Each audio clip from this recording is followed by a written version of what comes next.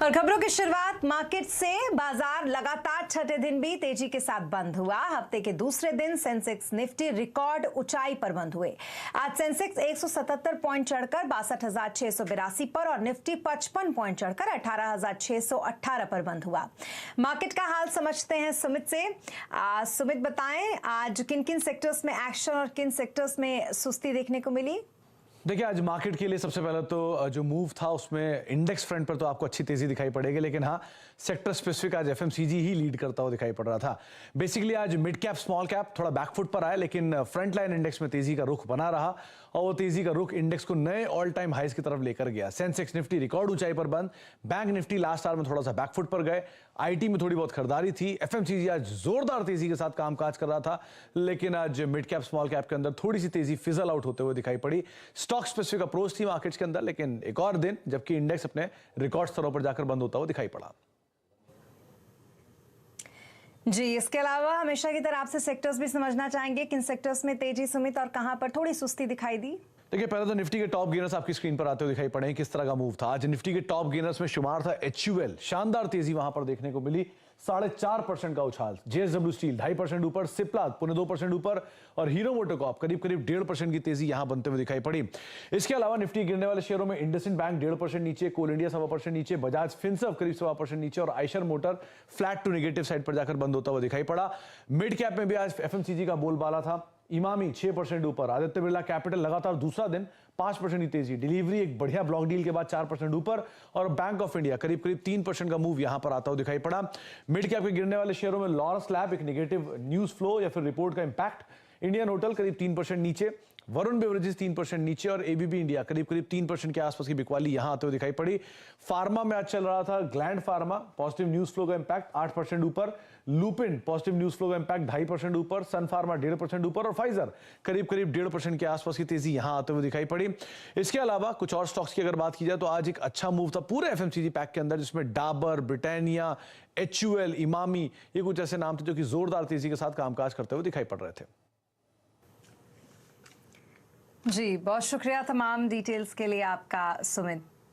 और अब banking sectors की बात, जिसमें निवेश के लिए बेहतर हैं आसार, ऐसा कहना है ग्लोबल फर्स्ट की MD और चेयरपर्सन देवीना मेहरा का। ऑटो कंपोनेंट सेक्टर में जुड़ी कंपनियों में निवेश रहेगा फायदेमंद। CNBC आवाज से खास बातचीत में बोली देवीना मेहरा।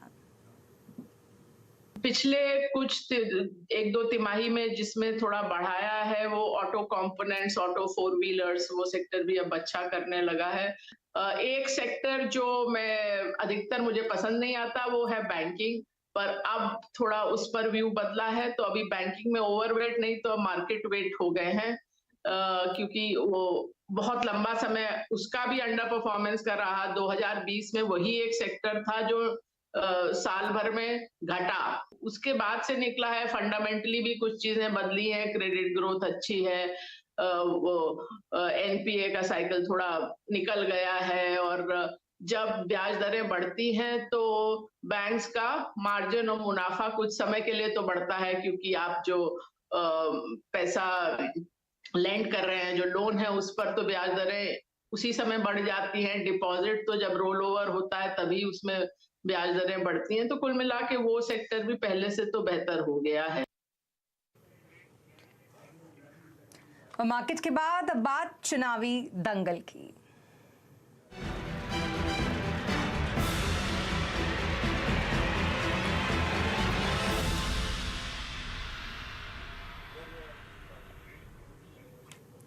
आज गुजरात में पहले चरण के मतदान के लिए चुनाव प्रचार का आखिरी दिन है। 1 दिसंबर को गुजरात की 89 सीटों पर मतदान होना है।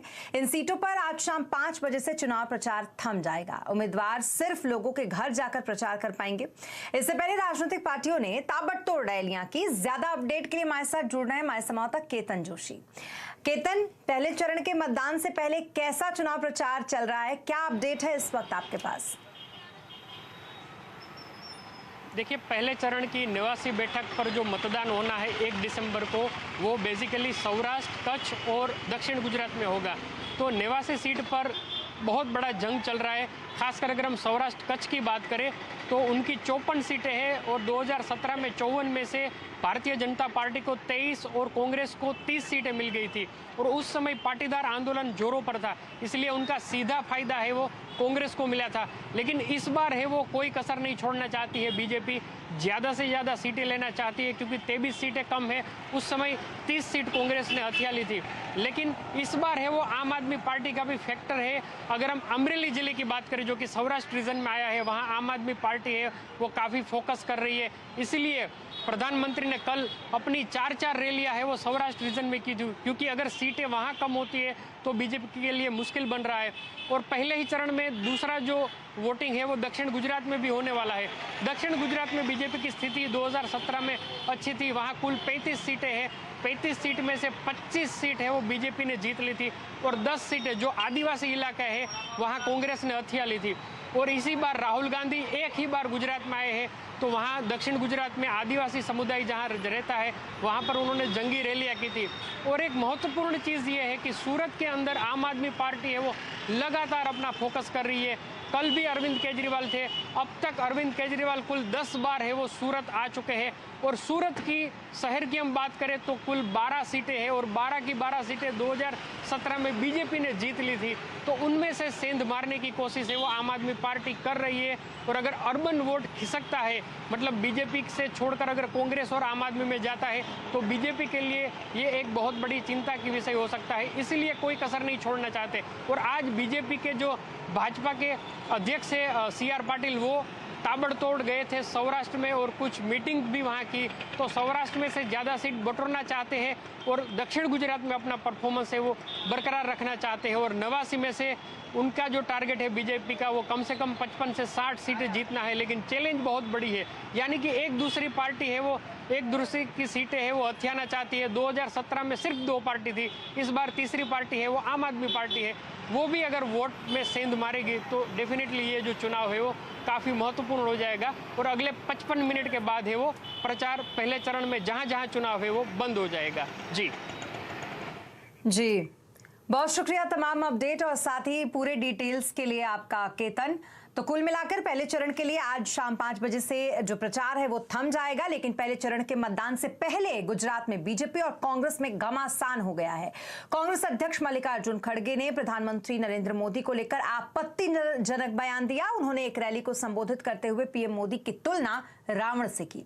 उन्होंने कहा कि पीएम मोदी हर वक्त अपनी बात करते हैं, हर मुद्दे पर कहते हैं कि मोदी की सूरत तो देखकर वोट दें। खड़गे ने पीएम से पूछा कि आपके कितने चेहरे हैं, क्या आपके रावण की तरह 100 मुख है? मोदी को देखकर वोट दो। भाई तुम्हारे को तुम्हारी सूरत कितनी बार देखना, कारपोरेशन में भी तुम्हारी सूरत देखना, MLA इलेक्शन में तुम्हारी सूरत देखना, MP इलेक्शन में भी तुम्हारी सूरत देखना, हर जगह कितने भाई, क्या आपके रावण के जैसा 100 मुख है? क्या है, समझ में नहीं आता मुझे। तो वहीं खड़गे के बयान पर बीजेपी ने पलटवार किया है। बीजेपी ने मोदी के अपमान को हर गुजराती का अपमान बताया। उन्होंने माननीय प्रधानमंत्री श्री नरेंद्र मोदी जी को रावण कहा है और मुझे लगता है इससे बड़ी धृष्टता, इस प्रकार के भाषा का प्रयोग, इस प्रकार का गाली गलोच अपने प्रधानमंत्री के लिए करना, और वह भी गुजरात के सपूत के लिए ऐसे शब्दों का प्रयोग गुजरात में खड़े होकर करना, यह उचित नहीं है। गुजरात में पहले चरण के मतदान से पहले कैसा है माहौल आज चुनाव अड्डा में, इसी पर करेंगे चर्चा शाम 7:57 पर।